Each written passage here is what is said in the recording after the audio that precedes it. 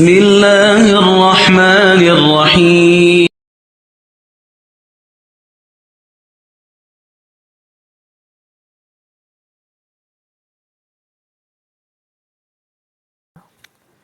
अस्सलाम वालेकुम, नदीम मुगलिया। सबसे पहले मैंने पहला आपको लेक्चर दिया था एलिमेंट्स ऑफ अकाउंट्स का। उस एलिमेंट्स ऑफ अकाउंट्स में मैंने आपको 5 एलिमेंट्स सिखाए थे और वो 5 एलिमेंट्स मैंने उनको नाम दिया था एलप्री का। तो अब मैं उसी की लिंक एक और वीडियो बना रहा हूँ। देखिए, rules of debit and credit in terms of increase and decrease, increase और डिक्रीज की सूरत में rules of debit and credit. तो देखिए, हमारे 5 एलिमेंट्स जो थे वो एलप्री थे। ये मेरी इन्वेंशन है। एलप्री क्या है? A stand for assets, L stand for liabilities, P stand for proprietorship, R stand for revenue और ई स्टैंड फॉर एक्सपेंसेस। इसमें देखिए, एलप्री में ए और ई, एसेट्स और एक्सपेंस, इनका सेम रूल है। एसेट्स एंड एक्सपेंसेस का रूल, डेबिट फॉर इंक्रीजेस। ये एसेट अगर डेबिट होते हैं जर्नल एंट्रीज में तो समझ लें इंक्रीज हो रहे हैं, और इंक्रीज का साइन है प्लस। और क्रेडिट फॉर डिक्रीजेस, अगर यही एसेट हमारी जर्नल एंट्री में क्रेडिट हो रहे हैं तो समझ लें डिक्रीज हो रहे हैं, और डिक्रीज का साइन माइनस है। अब आ जाइए, ए और ई हो गया, 2 एलिमेंट हो गए। अब दरमियान के 3 एलिमेंट्स बचे, L P R, liabilities, proprietorship, revenues. अब देखें, ये लाइबिलिटीज, प्रोप्राइटरशिप एंड रेवेन्यूज, इनके रूल क्या है? इसका ऑपोजिट रूल है। एसेट और एक्सपेंस का opposite rule liabilities, proprietorship, revenues का है। डेबिट फॉर डिक्रीजेस, अगर कोई भी लाइबिलिटी या प्रोप्राइटरशिप या रेवेन्यू डेबिट होगा समझ लें डिक्रीज, और डिक्रीज का साइन माइनस है। और क्रेडिट फॉर इंक्रीजेस, अगर यही लाइबिलिटीज, प्रोप्राइटरशिप, रेवेन्यू क्रेडिट हो रहे हैं समझ ले ये इंक्रीज हो रहे हैं, और साइन आएगा प्लस का। अब मैंने जर्नल एंट्री में आपको ये समझाया, सिखाया। अब देखें कैसे। सबसे पहले देखें, ये साइमन कंपनी है कोई, और इनका एक सवाल जो क्वेश्चन थे जनरल एंट्रीज, वो मैंने फॉर्मेट पहले ही कर ली। तो general journal, date, particular, PR, debit, credit, 2021 जनवरी 1। सबसे पहले साइम ने कैश इन्वेस्ट किया तो कैश डेबिट, फिर इन्वेस्ट किया साथ ही ऑफिस फर्नीचर तो ऑफिस फर्नीचर डेबिट, और ये दोनों इन्वेस्टमेंट साइम की है तो साइम कैपिटल क्रेडिट। अब देखिए, मैंने ये कंपाउंड जर्नल एंट्री बनाई। कंपाउंड जर्नल एंट्री क्या होती है? मोर देन 1 डेबिट और क्रेडिट, यानी कि यहां देखिए 2 डेबिट है और 1 क्रेडिट है, या 1 डेबिट 2 क्रेडिट, ये कंपाउंड है।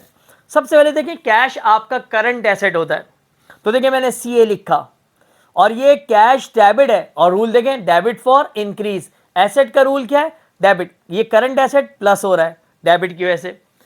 फिर ऑफिस फर्नीचर, ये भी एसेट है, ऑफिस फर्नीचर हमारा फिक्स एसेट है, तो देखिए मैंने एफ ए लिखा है, और नॉन करंट एसेट भी कहते हैं इसको, तो ये भी प्लस।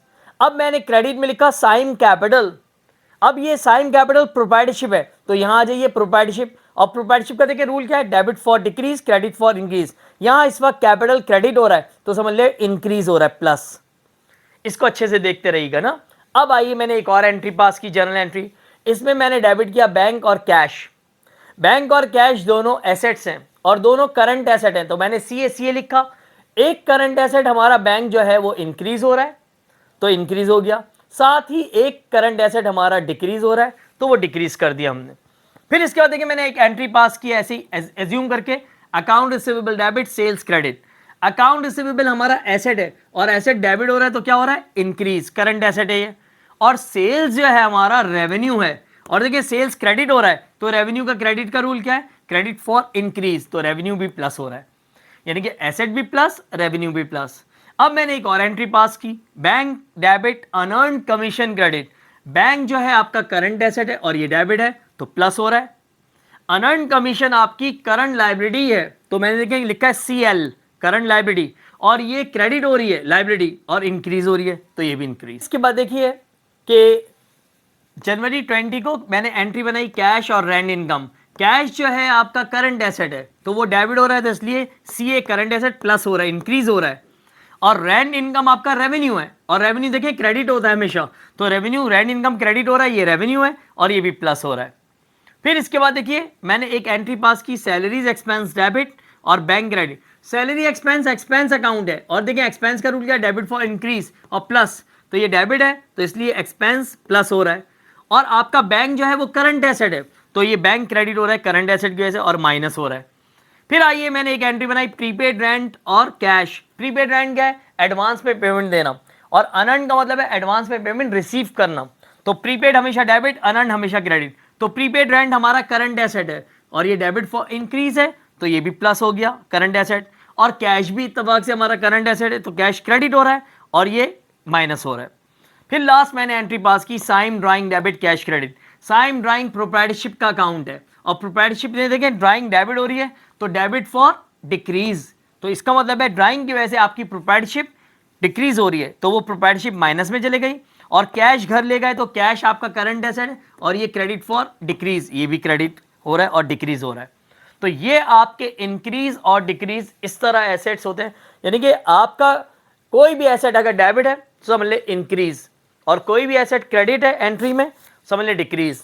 आपका एक्सपेंस, अगर कोई भी एक्सपेंस एंट्री में डेबिट है समझ ले इंक्रीज, और कोई एक्सपेंस आपका क्रेडिट है समझ ले डिक्रीज। ये एक्सपेंस सिंपल जनरल एंट्री में कभी क्रेडिट नहीं हो सकता, ये आगे पीरियोडिक एडजस्टमेंट है हमारी, उसमें ये क्रेडिट भी होता है, तो उस वक्त मैं रूल बताऊंगा आपको। फिर आइए लाइबिलिटीज। लाइबिलिटीज जब भी क्रेडिट हो जाए समझ ले इंक्रीज, प्लस हो रही है, और जब भी लाइबिलिटी डेबिट हो जाए समझ ले हम कर्जा उतार रहे हैं, वापस लौटा रहे हैं, तो ये डिक्रीज। प्रोप्राइटरशिप में दो अकाउंट है, एक कैपिटल और एक ड्राइंग। कैपिटल की वजह से हमेशा प्रोप्राइटरशिप इंक्रीज होती है और ड्राइंग की वजह से डिक्रीज। देखिए यहाँ कैपिटल की वजह से इंक्रीज थी और ड्राइंग की वजह से डिक्रीज। अब आइए last but not least, revenue. Revenue हमेशा क्रेडिट होता है, तो क्रेडिट की वजह से रेवेन्यू क्या होता है? Increase, plus. और रेवेन्यू आपका पीरियोडिक एडजस्टमेंट आगे टॉपिक आएगा, उसमें डेबिट भी होती हैं रेवेन्यूज, तो उस वक्त हम बताएंगे कि डिक्रीज कैसे होती है। ठीक है जी, तो ये एक फॉर्मेट था, इस बेसिक को समझना जरूरी है। अब आप ये करेंगे कि जितने भी आप जर्नल बनाते हैं उनमें पेंसिल से ये सारे पुट करेंगे, कौन सा करंट एसेट है, कौन सा फिक्स एसेट या नॉन करंट एसेट है, कौन सा प्रोप्राइटरशिप है, रेवेन्यू है, एक्सपेंस है, इन सब को आप अच्छे से देखते रहेंगे। तो ये फोकस कीजिए सवाल, बहुत बहुत ज़रूरी है ये जानना कि कौन सा एसेट डेबिट होकर इंक्रीज, कौन सा क्रेडिट। तो ये सारे एलिमेंट्स को देखना ज़रूरी है, इससे आपकी बेसिक्स और मजबूत होंगी। तो इसको अच्छे से देख लीजिए।